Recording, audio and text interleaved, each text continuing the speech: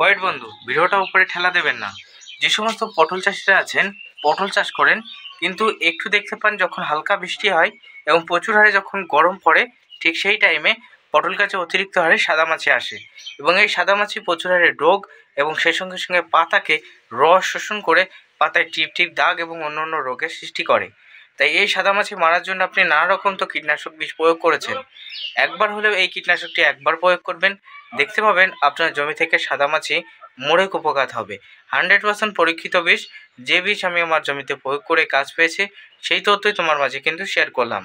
এবং প্রত্যেকের কাছে রিকোয়েস্ট, ভিডিও দেখার আগে অবশ্যই ভিডিওতে একটা লাইক দেবে। আজকে ভিডিও লাইকের সংখ্যা 100টি। অবশ্যই দর্শক বন্ধু প্রত্যেকেই ভিডিওটা মিনিমাম 2 থেকে 2.5 বা 3 মিনিট পর্যন্ত ভিডিওটা দেখে দেবে এবং প্রত্যেকের কাছে রিকোয়েস্ট থাকবে ভিডিওতে একটা অবশ্যই লাইক দিয়ে যাবে। তাই চলো ভিডিওর দিকে এগিয়ে যাই। বর্ষা আসার সঙ্গে সঙ্গে পটল গাছগুলিতে প্রচুর হারে সাদামাছি দেখা যাচ্ছে। যেমন আমার জেলাভিত্তিক এখন প্রচুর হারে কিন্তু বর্ষা নেমেছে এবং বর্ষা নামার সঙ্গে সঙ্গে এখানে প্রচুর সাদামাছি, এমনকি গ্রীষ্মের শুরুতেই কিন্তু পটল গাছগুলিতে অতিরিক্ত সাদামাছি আসে, কিন্তু বর্ষায় একটু বেশি পরিমাণে আসে বন্ধু। তাই এই বর্ষা আসার সঙ্গে সঙ্গে সাদামাছি পটল গাছের কী কী ক্ষতি করে এবং সেই সঙ্গে সঙ্গে আপনারা কোন ওষুধ দিয়ে 100% সমাধান পাবেন, যেটা আমি ব্যবহার করেছি, সেটা নিয়ে আজকের ভিডিওতে আলোচনা হবে। তাই চলো ভিডিওটা শুরু করা যাক। বর্ষাকাল আসলেই পটল গাছের এই সাদামাছি ব্যাপক হারে পাতার ডোগে এবং সেই সঙ্গে সঙ্গে কচি পাতায় এরা কিন্তু অ্যাটাক করে। আপনি দেখতে পাবেন বড় বড় পাতা এবং সেই সঙ্গে সঙ্গে কচি ছোট ছোট পাতায় এই সাদামাছি কিন্তু অ্যাটাক করে। পাতার নিচে নিচে দেখতে পাবেন পাতার যে শিরা উপশিরা যেটা রয়েছে, সেই শিরা উপশিরায় প্রচুর হারে এরা ঝাঁক ধরে বসে থাকে।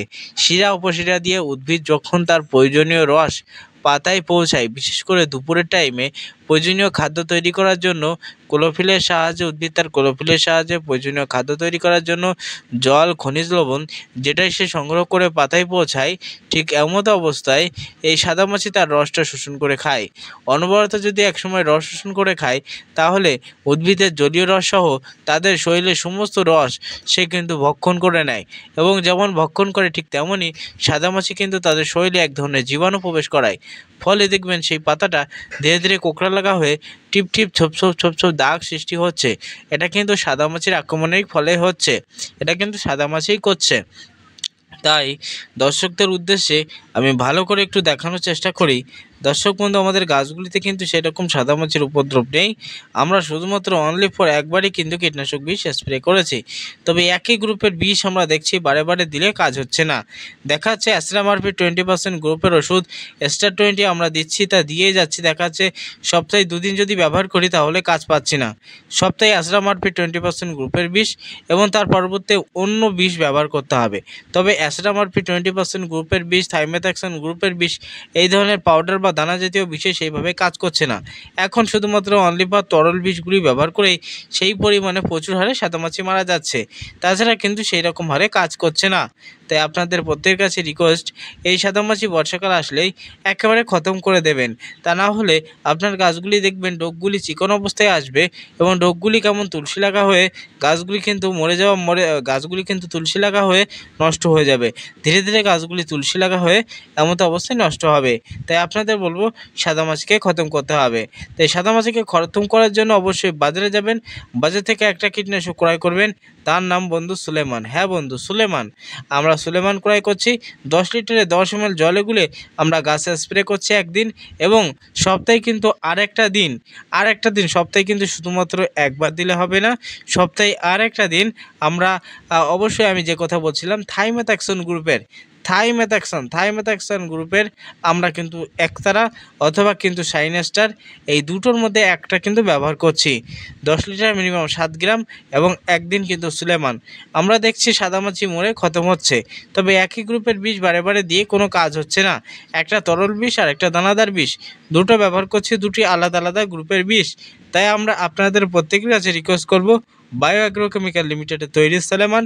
এই সেলেমান প্রত্যেক 10 লিটারে মিনিমাম 10 ml একদিন দেবেন, এবং ধরুন আপনি রবিবারে দেবেন, তাহলে পরের সপ্তাহে অবশ্যই শুক্র শনিবার নাগাদ আবারও কিন্তু আপনি অ্যাসিনাবাটফিট 20% গ্রুপের ওষুধ না দিয়ে আপনাকে বলবো থাইমেথাক্সান গ্রুপের ওষুধ একতারা অথবা শাইনাস্টার দুটোর মধ্যে যে কোনো একটি ব্যবহার করবেন।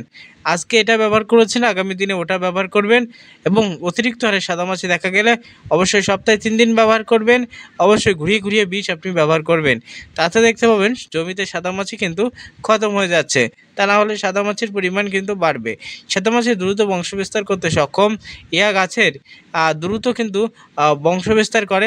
বিশেষ করে দেখবেন বর্ষার টাইমে এবং অতিরিক্ত হারে যখন দেখা যায় অতিরিক্ত হারে বৃষ্টি হচ্ছে, সেই টাইমে এরা কিন্তু দ্রুত বংশবিস্তার করে এবং প্রচুর হারে কিন্তু ডিম পাড়ে।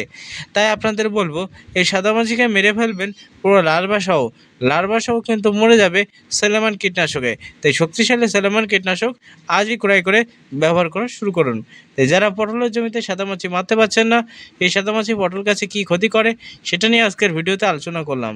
ভিডিও ভালো লাগলে প্রত্যেকে লাইক করবেন, চ্যানেলে নতুন হলে সাবস্ক্রাইব করবেন, এবং এই ভিডিও সম্পর্কে কোনো মতামত থেকে থাকলে অবশ্যই কমেন্ট বক্সে কমেন্ট করে যাবেন, কারণ আপনার একটা কমেন্ট আমাকে পরবর্তী দিনে ভিডিও বানাতে অনেক উৎসাহ দেবে।